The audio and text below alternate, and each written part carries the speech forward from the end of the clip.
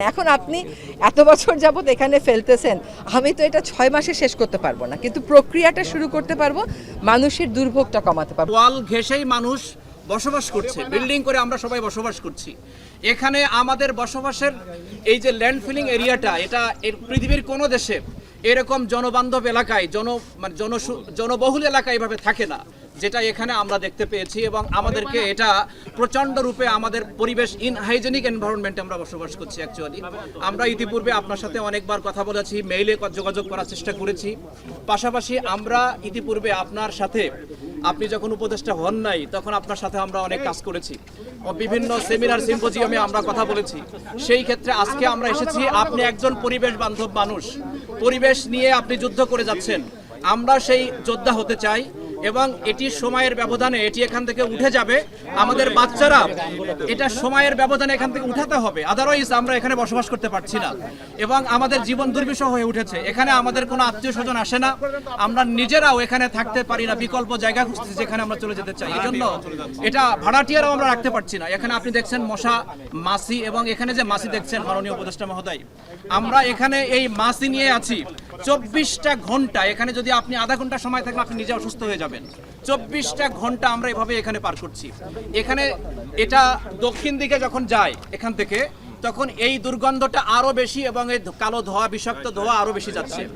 পাশাপাশি আপনার দৃষ্টি আকর্ষণ করছি, প্লিজ একটু বলতে দিবেন, পাশাপাশি আপনার দৃষ্টি আকর্ষণ করছি আরেকটি বিষয় নিয়ে, সেটি হচ্ছে এর সারাউন্ডিং এ অনেকগুলো প্রাইভেট প্রতিষ্ঠান রয়েছে, যারা এখানে ব্যাটারি পোড়াচ্ছে, যারা এখানে বিভিন্ন হাড়গোড় পোড়াচ্ছে এবং বিভিন্ন ফ্যাক্টরি তারা করেছে, রোলিং মেল করছে, যেটা এখানকার পরিবেশটাকে প্রচন্ড রূপে একেবারে ধ্বংস করে দিচ্ছে। এই জন্য এই অবস্থায় আমরা চাচ্ছি এই জায়গা থেকে উত্তরণের, এবং এখানে হয় রাতারাতি সমাধান হবে এটা আমরা জানি। আমরা চাচ্ছি এটাকে এখান থেকে সরে যাক, এটা হচ্ছে আমাদের প্রধান দাবি। এটা এখানে থাকবে না, এখানে যেখানে জনবহুল নাই, শূন্য এরিয়া, সেখানে চলে যাক। পৃথিবীর কোন দেশে কিন্তু এভাবে নাই, এটাই হচ্ছে আমাদের পক্ষ থেকে দাবি।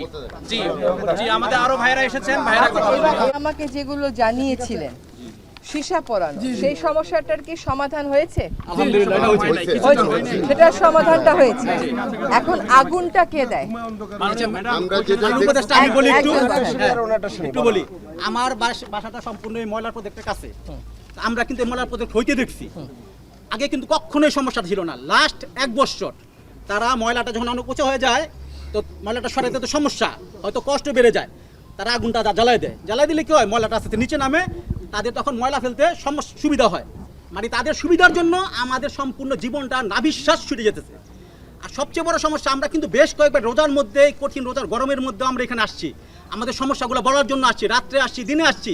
তারা আমারে বলে যে আপনারা যান, সিটি কর্পোরেশন যান, সিটি কর্পোরেশন থেকে বলে আমরা পিডির কাছে যান, পিডি বলে আমার সময় নাই। তো ম্যাডাম, আপনি তো এখানে সবসময় আসবেন না, আপনার পক্ষে এক জায়গায় সবসময় আসা সম্ভব না। কিন্তু তারা এখানে যারা দায়িত্বে আছে, তারা কেউ দায়িত্বটা নিতে চায় না, তারা কেউ আমাদের সমস্যাটা ওইভাবে শুনতে চায় না। তারা সমস্যা না শুনলে আমাদের সমাধানটা করবে কিভাবে? তারা আন্তরিক না, তো তারা আগের মতোই আছে। আমার মনে হয় যে এখানে হয়তো তাদের কোনো দুর্বিসন্ধিও থাকতে পারে, যে মানুষকে খেপে একটা মানুষকে উচ্ছৃঙ্খল করে তোলা, উগ্র করে তোলার, এটা আমি জানি না। তবে তাদের কার্যক্রমগুলো কিন্তু এমন, আমরা প্রচুর এখানে প্রতিবাদ করি, আমরা এখানে আসছি, এখানে সবাইকে বলছি, তারা বলছে আমাদের এখানে বলে লাভ নাই। আমরা কোথায় বলবো? আমরা কি এটা বলতে কি প্রধান উপদেষ্টার কাছে যাব? আমরা কি সমস্যার জন্য প্রধান উপদেষ্টার কাছে যাব?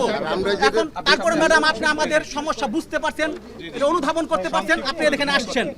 আশা করি পরবর্তীতে আপনার আসতে হবে না, যারা এখানে দায়িত্বপ্রাপ্ত আছে তারাই এগুলো কমপ্লিট করবে এবং সমস্যাগুলো সমাধান করবে। সংক্ষেপে মেইন পয়েন্ট বলেন। জি জি জি, আসসালামু আলাইকুম ম্যাডাম। আসসালামু আলাইকুম ম্যাডাম, অনেকদিন ধরে আপনার দৃষ্টি আকর্ষণ করতে চাই। প্রথমে বলে নেই, আমি ঢাকা বিশ্ববিদ্যালয় আপনার ডিপার্টমেন্টের, আমি আইটি অ্যান্ড কম্পিউটার ল্যাবের দায়িত্বে আছি। নাইমা ম্যাডাম ইত্যাদি, নজরুল স্যার সবাই জানেন আপনি। যাই হোক, কথা ওইভাবে হয়নি। আমিও এখানের বাসিন্দা, আমরা সবাই আছি খুবই ভুক্তভোগী ম্যাডাম। এইখানে পাশে যে আমাদের ডক্টর মাহবুবুর মোল্লা কলেজের পাশে দিয়ে ডানে বামে বেশ কয়েকটি এখানে রুলিং মিল, রড মিল, এখানে আপনার সারা রাত এবং দিনে এমনভাবে ধোঁয়া ছাড়ে। পাশেই যে শাহরিয়ার স্টিল মিল, ওখানে জহির স্টিল মিল, মেইন রোডের পাশাপাশি আরও অনেক আপনার ইন্ডাস্ট্রি রয়েছে। এগুলোর যে কালো সীসা ধোঁয়া এমনভাবে নির্গত হয়, মানে বাচ্চা তো বের করা দূরের কথা, আমরা যারা মোটামুটি বয়োজ্যেষ্ঠ হয়েছি তারাও বের হতে পারি না, খুবই কষ্ট হয় ম্যাডাম। আপনার সুদৃষ্টি কামনা করছি, এটাই ছিল আমার বলার মেইন পয়েন্ট ম্যাডাম। এখানে যখন এগুলো হয়েছে তখন তো সিটি কর্পোরেশন ছিল না, আর সিটি কর্পোরেশনের আওতায় তো এই ধরনের ফ্যাক্টরি কলকারখানা ইন্ডাস্ট্রি থাকতে পারে না। তো কলকারখানা ইন্ডাস্ট্রি থাকতে যেহেতু পারে না সিটি কর্পোরেশনের আওতায়, আপনার অ্যাজ এ পরিবেশ অধিদপ্তরের আপনার নিয়ম অনুযায়ী ম্যাডাম যেভাবে এটা সিদ্ধান্ত নেওয়া যায় আপনি ওইভাবে সিদ্ধান্ত নেবেন। আপনার কাছে আপনার নামটা বলেন। মমিনুর রহমান। মমিন। আমি একটু বলি, আমি এই এলাকা আমাদের বসত বিটা 500 বছর আগে কুনাপাড়া মাতুয়াইল কাজলা 500 বছর আগের বিটে বাটিগুলি এখন দাদারা কবরে গেছে, আমরা এখন বাড়ি ছেড়ে যাওয়ার উপক্রম হয়েছে। এর একমাত্র কারণ হলো এই মাঠটাকে রুলিং মিল 10 বছর ধরে জ্বালাইতেছে, 2টা রুলিং মিল এমনভাবে দুয়া ছাড়ে যে আমাদের লাগে প্রতিদিন বৃষ্টি হয়। বাইরে দিকে সেই জায়গায় বৃষ্টি নাই, খালি কালো দুয়া আর শিয়া পড়ে। যখন দিনের বেলা ছাড়ে আমরা ভাত রান দেখাইতে পারি না রুলিং মিলের জন্য, গ্যাসগুলি রেটারা টাইনা লয়ে জায়গা। গ্যাসের এটা দেখবেন যে ওরা কয় কিলোমিটার দিছে, কয় কিলো জ্বালা, 1 2। তৃতীয় হইলো যখনই আমরা আন্দোলন করতে গাইছি এই স্বৈরাচার, আমি বলবো না টাকা দিয়ে তাদেরকে কিনা ফেলায়, মামলা করে, অনেক মানুষ মামলা খাইছে আন্দোলন করতে গিয়া। আজকে পর্যন্ত ভয় দেখাইছে যে মামলার এগুলি কারা করে। মাননীয় উপদেষ্টা, আপনি একটা সম্ভ্রান্ত মুসলিম পরিবারের সন্তান, ছোটবেলা থেকে আপনার ফলো করি, আমি ফলো করি ডক্টর ইউনূসকে 84 সাল থেকে। আমি শামসুল হক খান স্কুল অ্যান্ড কলেজের গভর্নিং সদস্য, যে আমার স্কুলে 26,000 বাচ্চা দোয়া খায়। এই কলেজটায় 10 লগ, এই কলেজটা মাহবুবুর রহমান কলেজ, এখানে 10,000 ছাত্রছাত্রী যখন দুয়া ছাড়ে রুলিং মিলের জ্বালানা বন্ধ করে ফেলায়, বিদ্যুৎ না থাকলে ক্লাস করতে পারে না। আর সবচেয়ে বড় কথা, মায়েরা রান্না বাড়া করতে পারে না, খালি একদিকটা যদি যন্ত্রণা করতো, দুয়া আকাশও যাইতো, 4 কিলোমিটার দূর যাইতো, কিন্তু 4 কিলোমিটার দূর যায় না, এটা 2 কিলোমিটার দেয়। দোয়াগুলি ঘুরে আমাদের ছাদে পরে, কাপড় ময়লা হয়ে যায়। আপনার কাছে অনুরোধ করি, আপনার পুরা ক্ষমতা এখন আছে, কারণ একটা মানুষ যদি জ্বলে সারা বিশ্ব তলায় দিতে পারে। একটা মানুষ, একটা আলোর কণা জ্বললে বিশ্ব আলোচয়। আজকে আমাদের এই সমস্যাগুলি, এটা এখানে 40 লক্ষ লোকের বাস, এই জায়গায় মানুষ নাই। একটু তাকাবেন কোনাপাড়ার দিকে, রাস্তার মধ্যে আমি 2 মিনিট ব্রেকের সৃষ্টি করবো, 2 লক্ষ লোক হয়ে যাবে, এত মানুষ। সেই জায়গায় যদি এইভাবে চলে আমাদের ভয়ভীতি দেখায়, আমরা এখন 1 কোটি টাকা কাটা জায়গা, সেই জায়গা হয়ে যেতেছে 20 লাখ টাকা কাটা, খালি দুয়ার কারণে আমরা মাইর খাইছি চারদিক দিয়া। এটা আপনার কাছে বিনীত। সবচেয়ে বড় কথা আমরা এখানে বসবাসের অযোগ্য হয়ে গেছে। আমি একটু কয়েকটা সাফারের যা বলছে তার বাইরে বলে। আমার এলাকাটা হচ্ছে কাজলা। ধন্যবাদ ম্যাডাম আগে আপনাকে, আপনি আমাদের ডাকে সাড়া দেওয়ার জন্য। আমাদের এলাকায় কয়েকটা বাচ্চা এমনভাবে অসুস্থ হয়েছে, আমি সেই গল্পটা আপনাকে একটু শোনাতে চাচ্ছি। কিছুদিন আগে 3 মাস একটা বাচ্চা, ঠিক আছে, ওনার হার্টে প্রবলেম, ও হচ্ছে যে হার্ট ফাউন্ডেশনে দেখাতে গিয়েছে। ও যখন এই ধোঁয়াটা হয় তখন ও ধোঁয়া নিতে পারে না, 5 মিনিট পর্যন্ত তার বন্ধ হয়ে থাকে, শ্বাস নিতে পারে না, ঠিক আছে। এবং এটা এমন একটা পর্যায়ে গেছে, এখন ওর বাবা হচ্ছে রিক্সা চালায়, ওর প্রায় 5 থেকে 7 লাখ টাকা লাগবে তার এই অপারেশন করাইতে। এই বাচ্চা এরকম আরো 2টা বাচ্চার কন্ডিশন আছে যারা এই ধোঁয়ার কারণে এরকম অসুস্থ হয়ে গেছে, এবং এটা ডাক্তারদের আমাদের কাছে সব ধরনের প্রুফ আছে, রিপোর্ট সব আছে। আমি একটু এবার আমরা একটু বলি, প্রস্তে আপনার পলিথিন আর প্লাস্টিক বসে আছে। এখন এইখানের সমস্যা আর আমিন বাজারের সমস্যা একই রকম। এই জায়গাটা আমরা নিয়মিত পরিদর্শনে রাখবো, কখনো পরিবেশ, কখনো দক্ষিণ সিটি কর্পোরেশন, কখনো স্থানীয় সরকার, আমি রাজুককেও বলার চেষ্টা করব। কিন্তু যেই কমিটিটা একটা করে দেব, সেখানে আপনাদেরকেও আমরা সাথে রেখে দেব। আর সীসা ব্যাটারি পড়ে যদি সীসা কেউ বের করার চেষ্টা করে, আপনারা দেখেছেন আমরা কিভাবে অভিযান করেছি, আপনারা আমাদেরকে জানাবেন। আসলে কখনো তো আইনের শাস্তির মুখোমুখি কেউ পড়ে না, এই সবাই মনে করে আচ্ছা কয়দিন করবো, তারপর আবার এটা আমরা করতে দেব না।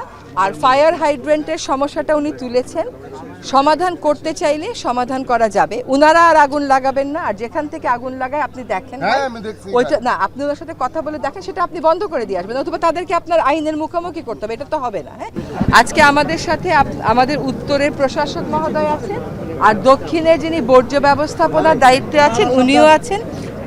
আসলে বর্জ্য কালেক্ট করে রাখা ব্যবস্থাপনার দায়িত্ব পরিবেশ মন্ত্রণালয়ের না, এটা হচ্ছে স্থানীয় সরকার এবং সিটি কর্পোরেশনের, ঠিক আছে।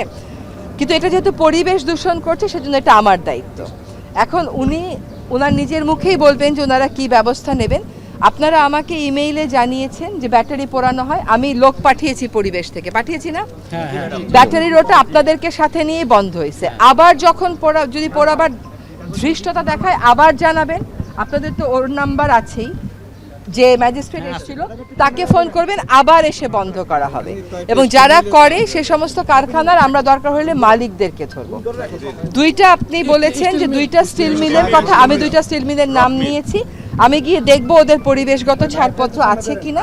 যদি ওরা ছাড়পত্র মেনে চলে তো চলবে, যদি ছাড়পত্রের একটা নিয়মও ওরা ব্যত্যয় ঘটায় আমরা সেটা আইনি ব্যবস্থা নেব। এখানে একটা কথা বলি, আমাদের যিনি রুবিনা আছেন উনি আমাকে বলেছেন যে অলরেডি ওদেরকে বন্ধের নোটিশ রেডি করা হয়েছে, কালকে অফিস খুললেই ছেড়ে দেওয়া হবে। এখন এইখান থেকে আপনাদের চূড়ান্ত দাবিটা হচ্ছে যে এইখান থেকে এটা সরিয়ে নিতে হবে। আসলে মানুষেরকে অত্যাচার করার যে কত কায়দা আছে এটা এইখানে না আসলে আপনি বুঝবেন না, আমিন বাজারে না গেলে আপনি বুঝবেন না। হ্যাঁ, কিন্তু এটা চলতে পারে না। কিন্তু এটা যদি আপনি আমাকে 5 দিনে বলেন আমি পারবো না সমাধান করতে। আমরা যেটা করতে পারবো সেটা হচ্ছে আপনি আসলে সামনে আপনি বলেন যে আগুনটা নিভাতে আপনি কি করতেছেন এবং কয়দিনের মধ্যে আগুন নিভাবে। এখানে যদি কোনো ব্যাটারি থাকে, শোনেন আপনাদের কিন্তু সেকেন্ডারি ট্রান্সফার স্টেশন থাকে, তো ব্যাটারিগুলো সেকেন্ডারি ট্রান্সফার স্টেশন থেকে আলাদা করে প্রপারলি ব্যাটারি রিসাইকেল করে এমন জায়গায় পাঠিয়ে দিবেন, ব্যাটারিগুলো এখানে আসতেই পারবে না, ওই ব্যবস্থাটা নিতে হবে। হ্যাঁ, আর একটা হচ্ছে যে আমার মন্ত্রণালয়ের লোকবল কম, তাদেরও কম, কিন্তু সবাই এক হলে তার কম থাকে না।